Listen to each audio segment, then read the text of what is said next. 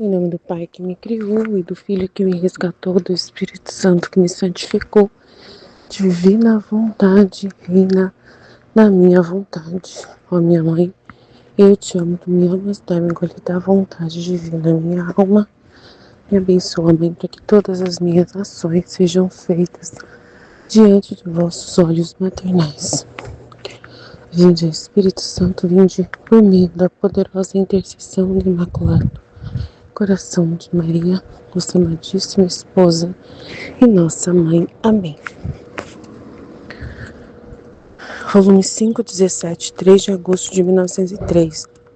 Quanto mais a alma se despoja das coisas naturais, tanto mais adquire as coisas sobrenaturais e divinas. Encontrando-me no meu estado habitual, assim que chegou o meu adorável Jesus, fazia-me ouvir a sua docíssima voz que dizia: quanto mais a alma se despoja das coisas naturais, tanto mais adquire as coisas sobrenaturais e divinas. Quanto mais se despoja do amor próprio, tanto mais conquista o amor de Deus. Quanto menos se fadiga em conhecer as ciências humanas, em gozar os prazeres da vida, tanto de conhecimento demais adquire das coisas do céu, das virtudes, e tanto mais as gostará, convertendo as amargas em doces. Em suma, todas são coisas que andam de mãos dadas, de modo que se nada se sente de sobrenatural, se o amor de Deus está apagado na alma. Se nada se conhece das virtudes e das coisas do céu, e nenhum gosto se sente por elas, a razão é bem conhecida. Então eu até fico discutindo com meu marido sobre essas coisas, né?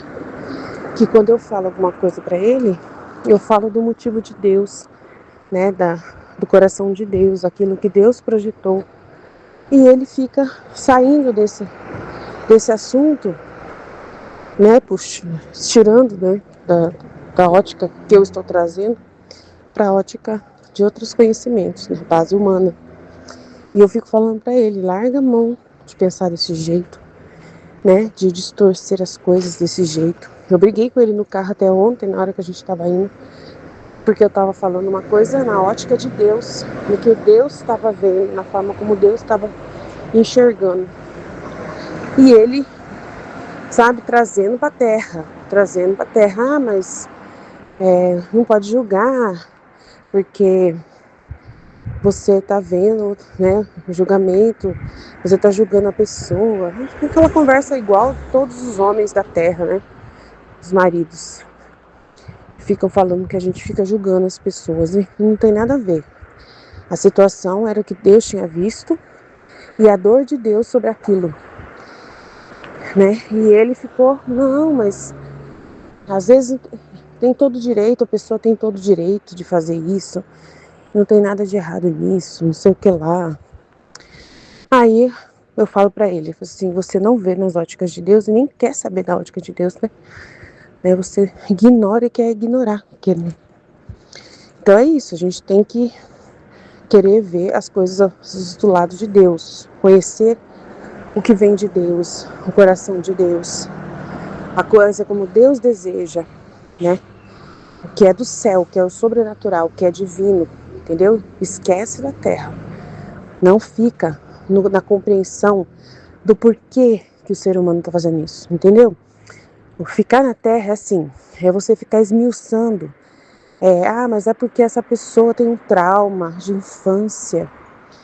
É porque essa pessoa sofreu muito quando ela era pequena. Então, por isso, ela, né, faz isso. Tal. Não sei o que lá. Tudo tem uma justificativa, sabe? Tipo assim, você estuda o campo, assim, de justificativa, sabe? E não é assim. Deus não, né? Não tem nada a ver. A gente fica tentando, assim, defender o homem. Entendeu? E não é para defender o homem, é para defender Deus. Então é mais ou menos assim que a gente tem que ver.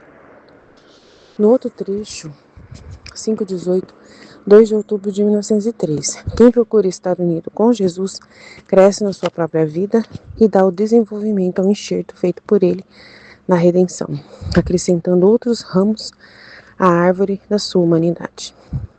Encontrando-me em meu estado habitual, toda amarga e afligida e quase aturdida pela privação do meu adorável Jesus, não sabendo eu mesma onde me encontrasse, se no inferno ou sobre a terra, como o raio que foge apenas ouvi que dizia: quem se encontra no caminho das virtudes está em minha própria vida, e quem se encontra no caminho do vício se encontra em contradição comigo. E desapareceu. Logo depois, em outra aparição como relâmpago, adicionou: minha encarnação enxertou a humanidade à divindade. E quem busca esta união comigo, estar unido comigo, com a vontade, com as obras e com o coração, tratando de desenvolver sua vida à norma da minha, pode-se dizer que cresce em minha mesma vida e dá o desenvolvimento ao enxerto feito por mim, adicionando outros ramos à árvore da minha humanidade. Se não se une comigo, além de que não cresce em mim, não dá nenhum desenvolvimento ao enxerto. Mas como quem não está comigo, não pode ter vida. Então, com a perdição, se perde esse enxerto. E novamente desapareceu. Depois disso, eu me encontrei fora de mim mesma, dentro de um jardim, onde estavam vários arbustos de rosas, algumas belas, abertas em justa proporção, e outras semicerradas, e outras com todas as folhas caindo, que apenas se necessitava um ligeiro movimento para fazê-las descascar, ficando somente o caule da rosa nu. E um jovem, não sabendo quem fosse, me disse: as primeiras rosas são as almas interiores, que trabalham em seu interior, são símbolo das folhas da rosa que se contém no interior, dando um contraste de beleza, de frescor e de solidez, sem temer que alguma folha caia por terra.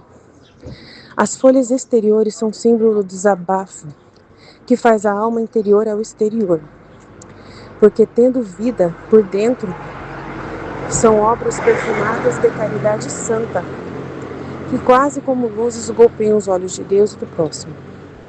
As segundas rosas são as almas exteriores, que o pouco bem que fazem, tudo é externo e à vista de todos, por isso não sendo um desabafo do interior, não pode estar a única finalidade do amor de Deus. Por isso, onde não há isto, as folhas não podem estar fixas. É dizer as virtudes, e dizer as virtudes, pelo que chegando um leve sopro de soberba, o sopro da complacência, do amor próprio, do respeito humano, das contradições, das mortificações, fazem cair as folhas mal as toquem. Assim que a pobre rosa fica sempre nua, sem folhas, ficando-lhe somente espinhos que punem a consciência. Depois disso, encontrei-me em mim mesmo. Então, interessante esse exemplo, né? Ele quer que a gente viva no espelho da vida dele, né? Desenvolva tudo em volta dele. O motivo da nossa existência é ele. O para que nós existimos é dele. É ele que é o motivo. E nós devemos viver para esse motivo. Não para a terra, mas para ele. Nele, por ele. Para agradar a ele. Segundo as disposições da sua vida, da forma como ele desenhou a nossa vida, né? Então é ele que conhece e sabe qual é a forma como nós devemos desenvolver a nossa vida. E aí, lembrando do que a Nossa Senhora disse sobre as almas que têm beleza interior, né? A gente desenvolve essa vida de oração interior, né, com Deus, no relacionamento constante com Ele. Aí essas almas são as primeiras rosas, né, que ela viu aqui. Então ela foi num jardim onde estavam vários arbustos de rosas, algumas belas, abertas em justa proporção, né? Em justa proporção, essas aí são importantes, né? São belas e abertas em justa proporção. Outras são semicerradas e outras com todas as folhas caindo. As primeiras são as almas interiores, que trabalham em seu interior. São símbolo das folhas da rosa que contém no interior. Então, almas que têm um contraste de beleza, de frescor e de solidez, sem medo de que caia alguma folha na terra.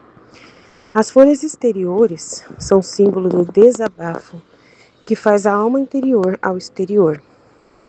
Porque, tendo vida por dentro, são obras perfumadas de caridade, que quase como luzes golpeiam os olhos de Deus e do próximo. E as segundas são as almas exteriores, 100% exteriores, que o pouco bem que fazem, tudo é exterior, não tem interior nada, né?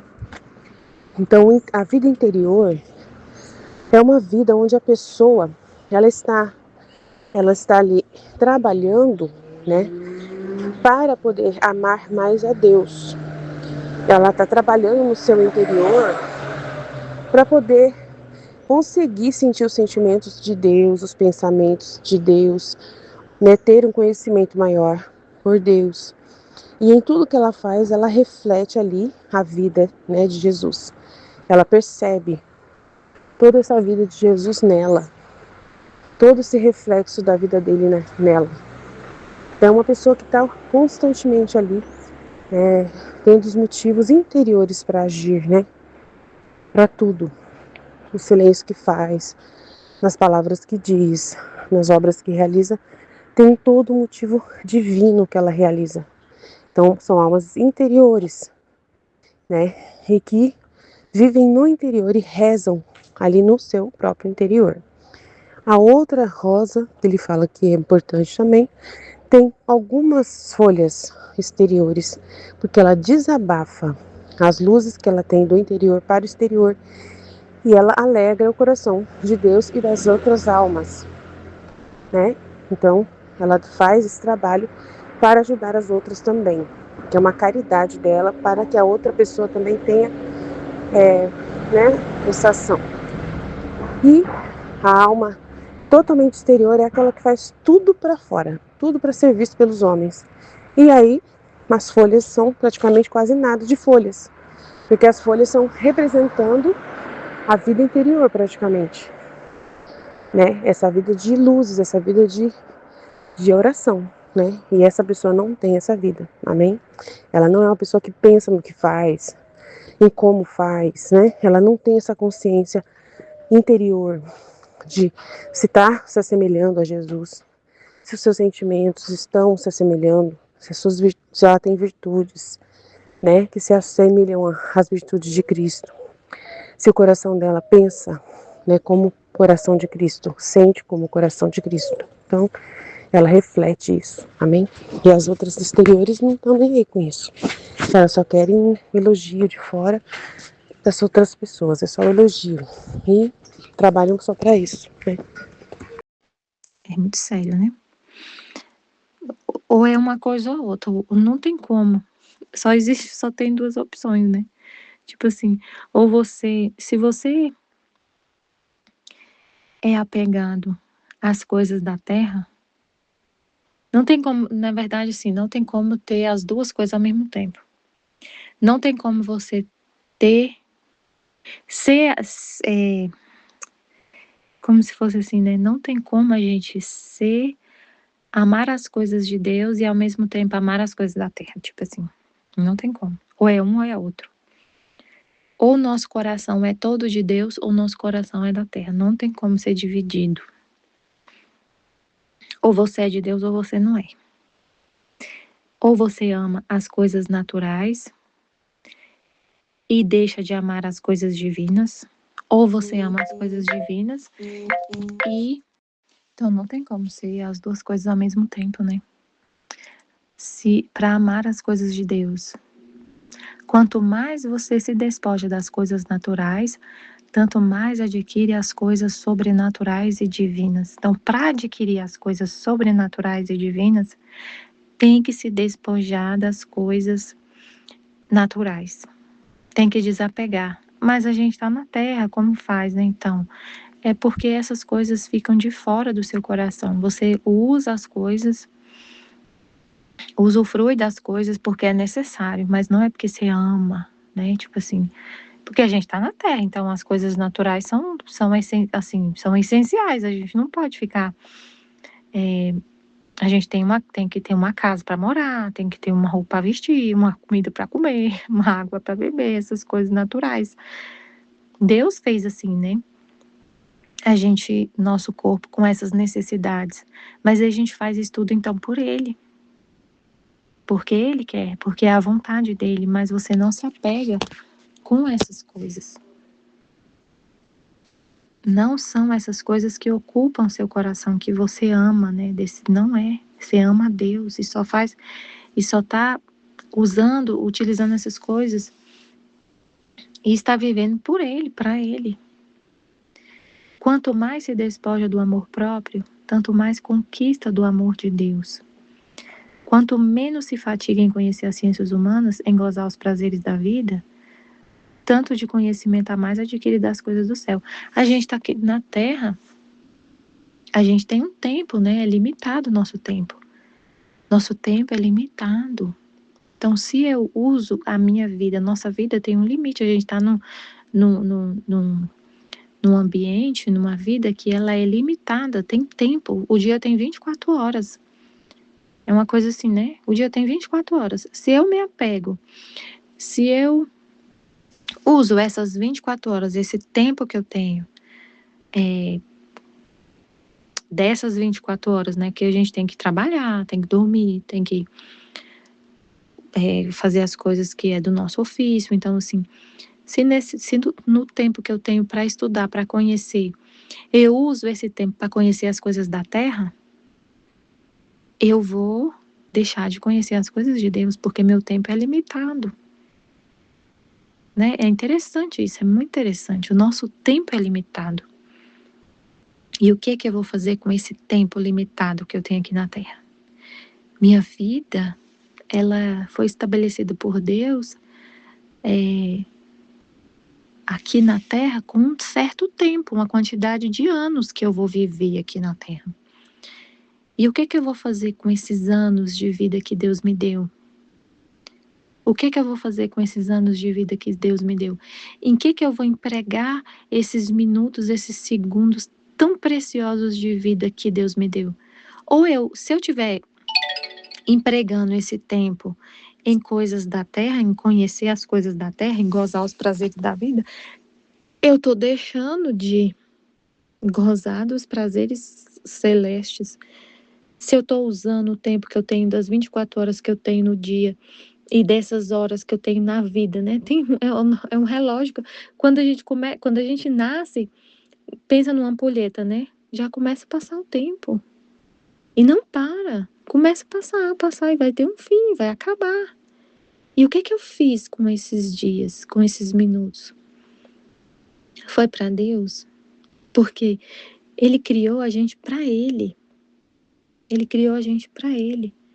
É para a gente amar a Deus em cada um dos segundos dessa nossa vida que Ele nos deu, que Ele deu para Ele. A gente foi criado para Ele. Então essa vida é para Ele. Se eu emprego esse tempo tão precioso, é tão curto se a gente for parar para pensar, é tão curto, em conhecer as coisas da terra, eu vou estar deixando de conhecer as coisas do céu. Porque não dá para fazer as duas coisas ao mesmo tempo. Eu estou aqui lendo o livro do céu. Eu não consigo fazer outra coisa ao mesmo tempo. Eu sou limitada. Eu não sou como Deus, que é onipotente, onipresente, onisciente. Eu sou uma criatura. Eu sou limitada. E aí eu tenho esse tempo. Se eu estou aqui lendo o livro do céu, eu não consigo estar fazendo outra coisa. E se eu estivesse fazendo outras coisas, eu não ia conseguir estar lendo o livro do céu. Então, assim, quanto mais tempo, quanto mais eu me fatigo mais eu gasto meu tempo com as coisas humanas, menos eu vou conhecer as coisas celestes. Mas assim, então a gente tem que ficar lendo o livro do céu o dia todo. Não, não é isso que ele está falando. Não é isso. Vivendo na divina vontade, todas essas coisas naturais que a gente faz, você vai fazer essas coisas na divina vontade. E não vai ter perca de tempo, não é isso? Não vai ter perca de tempo. Não vai ter perda de tempo. Sua vida toda vai ser tudo que você vai fazer vai ser Deus fazendo. Vai ser a vontade divina agindo. Se você vive na divina vontade. Mas aí, para viver na divina vontade, tem que conhecer, né? Tem que empregar o seu tempo que você tem para conhecer as coisas de Deus. Às vezes a gente precisa, né? Estudar outras coisas por causa do trabalho que a gente faz, né? Do ofício que a gente tem. Mas, assim, a prioridade é Deus. Em suma, todas são coisas que andam de mãos dadas, de modo que se nada se sente de sobrenatural, se o amor de Deus está apagado na alma, se nada se conhece das virtudes e das coisas do céu, e nenhum gosto se sente por elas, a razão é bem conhecida. Se você não ama as coisas de Deus, a razão é bem conhecida, porque você ama as coisas da terra. Se você não tem amor por Deus, a razão é bem conhecida, porque você tem um amor próprio muito grande. Se você não conhece nada das coisas de Deus e das virtudes, a razão é bem conhecida, porque você passa o seu tempo para conhecer das coisas da terra e para usufruir dos prazeres da vida da terra. Aí no volume 5, 18, 2 de outubro de 1903. Quem procura estar unido com Jesus, cresce na sua própria vida e dá o desenvolvimento a um enxerto feito por ele na redenção, acrescentando outros ramos à árvore da sua humanidade. Encontrando-me em meu habitual estado, toda amarga e afligida e quase aturdida pela privação de meu adorável Jesus, não sabendo eu mesma onde me encontrasse, se no inferno ou sobre a terra, como raio que foge apenas ouvi que dizia: quem se encontra no caminho das virtudes está em minha própria vida. E quem se encontra no caminho do vício se encontra em contradição comigo. E desapareceu. Logo depois, em outra aparição, como relâmpago, adicionou: minha encarnação enxertou a humanidade e a divindade. E quem busca estar unido comigo, com a vontade, com as obras e com o coração, tratando de desenvolver sua vida à norma da minha, pode-se dizer que cresce em minha mesma vida e dá o desenvolvimento ao enxerto feito por mim, adicionando outros ramos à árvore da minha humanidade. Se não se une comigo, além de que não cresce em mim, não dá nenhum desenvolvimento ao enxerto. Mas como quem não está comigo não pode ter vida, então com a perdição se perde este enxerto. E novamente desapareceu. Depois disso, eu me encontrei fora de mim mesma, dentro de um jardim, onde estavam vários arbustos de rosas, algumas belas, abertas em justa proporção, outras semicerradas, e outras com todas as folhas caindo, que apenas se necessitava um ligeiro movimento para fazê-las descascar, ficando somente o caule da rosa nu. E um jovem, não sabendo quem fosse, me disse: as primeiras rosas são as almas interiores, que trabalham em seu interior. São símbolo das folhas da rosa que se contém no interior, dando um contraste de beleza, de frescor e de solidez, sem temer que alguma folha caia por terra. As folhas exteriores são símbolo do desabafo que faz a alma interior ao exterior, porque tendo vida por dentro, são obras perfumadas de caridade santa, que quase como luzes golpeiam os olhos de Deus e do próximo. As segundas rosas são as almas exteriores, que o pouco bem que fazem tudo é externo, e à vista de todos, Por isso, não sendo um desabafo do interior, não pode estar a única finalidade do amor de Deus. Por isso, onde não há isto, as folhas não podem estar fixas. É dizer as virtudes, pelo que chegando o leve sopro da soberba, o sopro da complacência, do amor próprio, do respeito humano, das contradições, das mortificações, fazem cair as folhas, mal as tocam. Né? Mal toca elas e as folhas caem. Fazem cair as folhas. Assim que a pobre rosa fica sempre nua, sem folhas, ficando-lhe somente espinhos que punem a consciência. Depois disso, encontrei-me em mim mesma. Nossa, muito sério, né?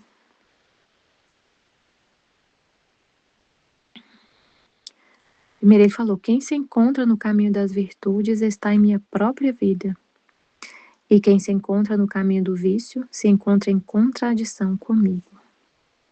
Então, para imitar a vida de Jesus, ele é totalmente a vida dele de virtudes. Né? Então, para imitar ele, tem que entrar no caminho das virtudes, da santidade. Aí ele falou: minha encarnação enxertou a humanidade, a divindade. E quem busca estar unido comigo, com a vontade, com as obras e com o coração, tratando de desenvolver sua vida à norma da minha, imitando Jesus, né? Com a vontade, como que a gente vai estar? Como que vai estar unido com Jesus? Com a vontade, com as obras e com o coração, tratando de desenvolver sua vida à norma da minha, imitando Jesus, a vida dele. Pode-se dizer que cresce em minha mesma vida e dá o desenvolvimento ao enxerto feito por mim. É muito interessante isso aqui, né? Muito interessante. Que ele falou assim, né? Minha encarnação enxertou a humanidade e a divindade. Ele falou: minha encarnação enxertou a humanidade e a divindade. Quando Jesus se encarnou, enxertou a humanidade com a divindade. E quando? Então pensa que foi um enxerto. Enxertou a humanidade e a divindade. Enxertou, uniu de novo. E aí? Quem busca estar unido com Jesus, com a vontade, com as obras e com o coração, tratando de desenvolver sua vida. Então, a encarnação enxertou a humanidade e a divindade. E quem busca estar unido com Jesus, com a vontade, com as obras e com o coração, tratando de desenvolver sua vida à norma da minha, pode-se dizer que cresce em minha mesma vida e dá o desenvolvimento ao enxerto foi feito por mim. É muito interessante isso, né? Dá o desenvolvimento ao enxerto. Aí une com esse enxerto, né? Ele enxertou, na encarnação enxertou, a humanidade dele enxertou a humanidade com a divindade. E aí quando a gente se une com Jesus, sai galhos a partir desse enxerto que foi feito na divindade. Se não fosse Jesus, não tinha como, né? Então, a partir dele, é como se a gente fosse os galhos desse enxerto. Quando a gente une a nossa vida com a dele, com a vontade, com as obras, e desenvolve a vida de acordo com a dele. Então, pode-se dizer que cresce em minha mesma vida e dá desenvolvimento ao enxerto feito por mim, adicionando outros ramos à árvore da minha humanidade. A humanidade dele é a árvore.